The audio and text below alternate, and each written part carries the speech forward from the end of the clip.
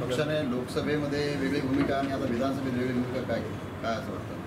नाही, वेगळी नाही. तेव्हा साहेबांनी फार पदाधिकारी आहेत ते वेगवेगळी टीम करून आता फिरत आहेत. त्याचे पदाधिकारी यांना थेट भेटण्यापेक्षा बाकी आपल्यासारखे जाणत असताना पक्षाची आत्ता अख्ख्या राज्यात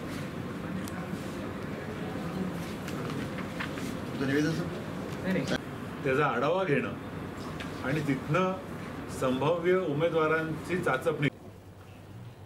माननीय राजसाहेबांच्या आदेशाने आम्ही नांदेड आणि शहर ग्रामीण या विधानसभेच्या बैठका घेत आहोत.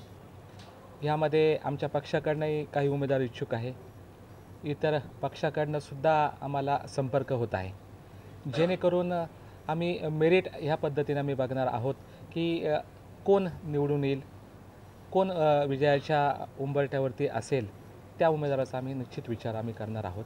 आणि माननीय शिरोळे साहेब आणि आम्ही माननीय राजसाहेबांना जो काही अहवाल आम्ही देणार आहोत, हा अहवाल जेणेकरून आमच्या पक्षातील जे उमेदवार इच्छुक आहे यांचा पहिला आम्ही विचार करणार आहोत. आणि त्यानंतर इतर पक्षामधून जर आमच्याकडे कोणी संपर्क केला तर आम्ही त्यांचाही विचार करणार आहोत. हो, 100%. महाराष्ट्र नवनिर्माण सेनेच्या माध्यमातून आम्ही 9 विधानसभेची तयारी आम्ही करतो आहोत. 9 विधानसभांची चाचपणी आम्ही केलेली आहे. त्याच्यामध्ये कोण इच्छुक आहे, तिथं संघटनेची परिस्थिती काय आहे, तिथं आपल्याकडं कोण इतर पक्षामधील उमेदवार येऊ शकतो, आपल्या पक्षामध्ये कोण इच्छुक आहे, याचंसुद्धा आमचं नियोजन आहे. आणि निश्चितच पुढच्या काळामध्ये आम्ही ज्यावेळेस पुढचा दौरा असेल त्यावेळेस आम्ही प्रत्येक विधानसभेच्या म्हणजे तिथल्या स्थानिक ठिकाणी आम्ही जाऊन त्यांच्याशी सुद्धा आम्ही चर्चा करून आम्ही ते नियोजन करणार आहोत. आणि तेच करतील. पण त्यासाठी आपल्या पक्षात मुंबईला रंगशारदा इथे जो मेळावा झाला त्यात फार स्पष्ट केलं की पक्ष हा 250 ते 250 कमीत कमी जागा हा लढवणार विधानसभेच्या. त्या लढवत असताना त्यांनी सुदामभाऊ कोंबडे आमचे नाशिकचे शहराध्यक्ष आहेत, माजी नगरसेवक आहेत, ते आणि मी रणजित शिरोळे पक्षाचा सरचिटणीस आम्हाला इथे निरीक्षक म्हणून पाठवलं आणि हा सगळा आढावा घ्यायला सांगितलं. नांदेड जिल्ह्यातल्या 9 विधानसभा मतदारसंघामध्ये आम्ही आढावा घेतो आहे. त्यातल्या आमच्या सगळ्याच बैठका जवळजवळ पूर्ण झालेल्या आहेत आणि एक चांगली आशादायक परिस्थिती आम्हाला दिसते. काही पक्षातलेच उमेदवार आहेत जे इच्छुक आहेत, जे स्वतः लढवण्यासाठी इच्छुक आहेत.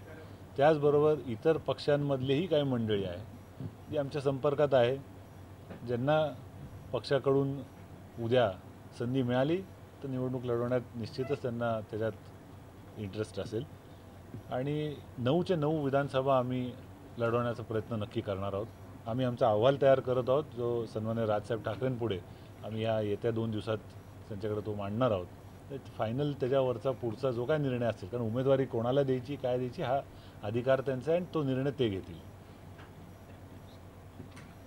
देणार हे निश्चित आहे. ते कसे आणि कुठले असावेत यासाठी हे वक्तव्य करण्याच्या आधी त्यांच्याबरोबर काल काय घडलं, गाडी होती, ते आतमध्ये लपून बसले, माझा फोन लागत नाही, फोनवरती आवाज येत नाही, अशी काहीतरी फार बालिश कारणं देत ते लपून राहिले आतमध्ये.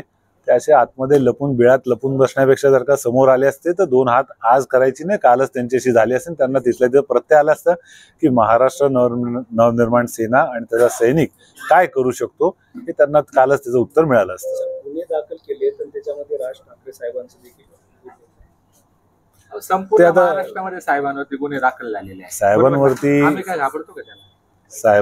गुन्हा दाखल होणं ही काही नवीन गोष्ट नाही आणि महाराष्ट्राच्या हितासाठीच आजपर्यंत त्यांच्यावरती जे काही गुन्हे दाखल झाले ते झाले. आणि मिटकरींनी सूर्याकडे बघून जर का चुंकण्याचा प्रयत्न केला तर त्याचं काय होतं हे त्यांना कळेलच.